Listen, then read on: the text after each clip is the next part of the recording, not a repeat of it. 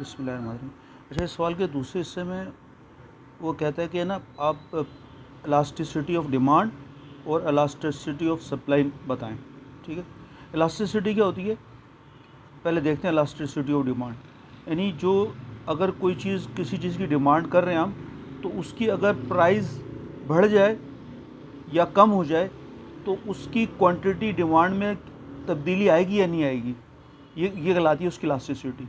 मसलन ऐसी गुड्स जो होती हैं, कुछ जो नेसेसरी गुड्स हैं, जो लाजमी गुड्स हैं, जो लेनी होती हैं, मसलन जिस तरह फूड है, मेडिसिन है ना, तो ये इनकी इलास्टिसिटी क्या है कि इनकी प्राइस बढ़े, जितनी भी बढ़ जाए तो ये तो कुछ क्वांटिटी में लेनी होती है। ठीक है, तो ये नेसेसरी गुड्स क्या है, ये इन इलास्टिक होती है, और इनकी अगर आप इलास्टिसिटी निकालेंगे ना तो इसकी वैल्यू 1 से लेस देन 1 आएगी, क्योंकि इन इलास्टिक है। फिर जो लग्जरी गुड्स होती हैं, जो बंदा एडिशनली चीज़ें लेता है, जैसे फ्रूट्स हैं और दूसरी चीज़ें और लग्जरी आइटम जो हैं, तो इनकी इलास्टिसिटी बहुत ज़्यादा होती है। अगर इनकी कीमतें कम होंगी तो इसको लोग बहुत ज़्यादा लेंगे, और कीमतें अगर बढ़ जाएंगी तो लोग एकदम छोड़ देंगे। तो इनकी जब इलास्टिसिटी निकालते हैं तो वो क्या आती है, ग्रेटर देन 1 आएगी, उसकी वैल्यू जो कैलकुलेट करेंगे 1 से ज़्यादा आएगी। ठीक है ना, यानी कि ये इलास्टिसिटी ऑफ डिमांड क्या है कि कीमत के बढ़ने या कम होने से उसकी क्वांटिटी में कमी या कितनी कमी ज़्यादा हो रही है। अगर कीमत बढ़ने से उसकी या कीमत कम होने से उसकी डिमांड में कोई फ़र्क नहीं पड़ा, तो उसका मतलब है कि वो ऐसी प्रोडक्ट जो इनलास्टिक है, जैसे मेडिसिन हैं और जो दूसरी ज़रूरी चीज़ है जो कि लेनी होती है ना। और अगर किसी प्रोडक्ट की प्राइस ज़्यादा हो जाए तो उसकी क्वांटिटी कम कर दी जाए, और अगर कम हो जाए तो उसकी क्वांटिटी बढ़ा दी जाए। तो ऐसी चीज़ें, ये लग्जरी आइटम्स हैं, तो इनकी इलास्टिसिटी ज़्यादा होती है। ठीक है ना, ये कहलाती हैं इलास्टिक। अच्छा, अब ये फार्मूला है। अच्छा, जिस तरह से इलास्टिसिटी ऑफ डिमांड है, इसी तरह से इलास्टिसिटी ऑफ सप्लाई भी होती है। यानी इलास्टिसिटी ऑफ सप्लाई का ये मतलब है कि अगर किसी प्रोडक्ट की प्राइस बढ़ जाए तो सप्लायर उसको सप्लाई करेगा मार्केट में ज़्यादा या नहीं करेगा। वैसे असूल तो यही है कि अगर प्राइस बढ़ती है तो सप्लायर क्या करता है, ज़्यादा सप्लाई करता है। अगर प्रोडक्ट इन इलास्टिक है तो उसकी प्राइस बढ़ने में भी सप्लायर उसकी जो है सप्लाई नहीं करेगा, और अगर वो प्रोडक्ट जो है वो इलास्टिक है तो प्राइस बढ़ेगी तो सप्लायर क्या उसकी सप्लाई भी बढ़ा देगा। ठीक है, फॉर्मूला क्या है, वैसे जो बेसिक फार्मूला वो है इलास्टिसिटी का, क्या है कि percentage in quantity divide by percentage in price. यानी प्राइस की तब्दीली से क्वांटिटी में कितनी तब्दीली आ रही है, इसको कहते हैं इलास्टिसिटी।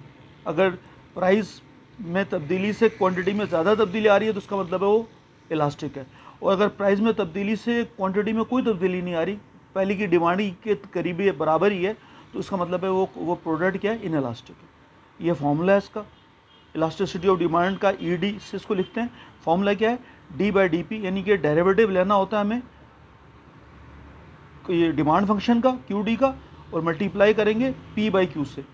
पी वो प्राइस है जिसमें आपने इलास्टिसिटी निकालनी है, और क्यू क्वांटिटी है जिस पर इलास्टिसिटी निकालनी है। ज़ाहिर है किसी प्राइस और क्वांटिटी पे ही इलास्टिसिटी निकलेगी, है ना।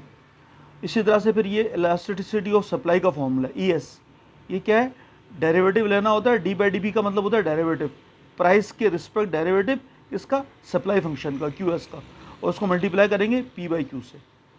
ठीक है, अच्छा, अब शॉर्ट थोड़ा सा डेरिवेटिव के कुछ रूल। डेरिवेटिव क्या होता है, डेरिवेटिव कहते हैं रेट ऑफ चेंज को, यानी एक वेरिएबल के अंदर तब्दीली हो, एक इंडिपेंडेंट वेरिएबल के अंदर तब्दीली हो, तो डिपेंडेंट वेरिएबल में कितनी तब्दीली आएगी, ये इसको कहते हैं derivative.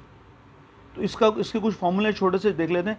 Derivative of a constant, derivative का मतलब ये रेट ऑफ चेंज, कि किस रेट से तब्दीली आए। तो जो कांस्टेंट होता है वो तो फिक्स होता है ना, तो उसका जो डेरिवेटिव क्या होगा, ज़ीरो होता है। देखें, D by D x of 5, for example 5 है, तो उसका आंसर क्या आएगा, ज़ीरो। कोई भी नंबर हो उसका डेरिवेटिव का आंसर क्या आएगा, ज़ीरो आएगा। D by D x of 100, derivative अगर 100 का लें तो ज़ीरो आएगा। क्यों, क्योंकि कांस्टेंट है ना, कांस्टेंट में कोई तब्दीली नहीं होती, रेट ऑफ चेंज उसका ज़ीरो होगा। फिर एक और एग्जांपल है, जैसा से y जो है हमारे पास फर्स्ट किया एक्स स्क्वायर के बराबर है, हमें इसका डेरिवेटिव लेना है। तो डेरिवेटिव कैसे लेंगे, D Y by D X, क्या मतलब है, D by D X, Y क्या हमारे पास एक्स स्क्वायर है, तो ये y की जगह यहाँ एक्स स्क्वायर आ गया। इसका डेरिवेटिव का फॉर्मूला ये होता है कि जो इसकी पावर होती है ना वो नीचे आ जाती है। देखें ये एक्स स्क्वायर था ना, तो ये 2 नीचे आ गया और पावर में से कम कर देते हैं। एक्स की पावर स्क्वायर थी 2 थी, उसमें से -1 किया, और ये जो असल फंक्शन जो वेरिएबल होता है उसका डेरिवेटिव लेते हैं। असल क्या था, एक्स के ऊपर स्क्वायर था ना, तो एक्स का डेरिवेटिव ले लेंगे dx/dx। ठीक है, इसको अब सॉल्व करते हैं तो dy/dx किसके बराबर हो जाएगा। देखें ये 2 तो नीचे आ गया था, पावर में से जब 2 में से 1 एक पावर गई तो क्या बचा, एक पावर बची, x की पावर 1। x की पावर 1 लिखते नहीं है, x की पावर 1 हो तो सिर्फ उसको x ही लिखते हैं। और d/dx क्या आ जाएगा, ये कट जाएगा, dx से dx कट जाएगा तो 1 आ जाएगा, तो 2x, क्योंकि x इसकी पावर 1 है तो उसको x ही लिखेंगे, तो 2 × x क्या हो जाएगा 2x। तो उसका मतलब है डेरिवेटिव x² का डेरिवेटिव क्या है, 2x है। अब यहाँ एक्स क्यूब का देख लेते हैं कि डेरिवेटिव कैसे निकलेगा। देखें हमारे पास एक फंक्शन है y = x³, डेरिवेटिव कैसे निकालते हैं, विद रिस्पेक्ट टू x निकाल रहे हैं ना, तो dy/dx का क्या मतलब है, d/dx, और y हमारे पास x³ है तो यहाँ x³ आ गया। तरीका क्या था कि पावर नीचे आ जाएगी। देखें ये 3 पावर थी, पावर नीचे आ गई, पावर में से एक माइनस करना है, 3 पावर थी उसमें से 1 कर दिया, और जो वेरिएबल है उसका डेरिवेटिव लेना है। वेरिएबल क्या हमारे पास x है, तो dx/dx आ गया।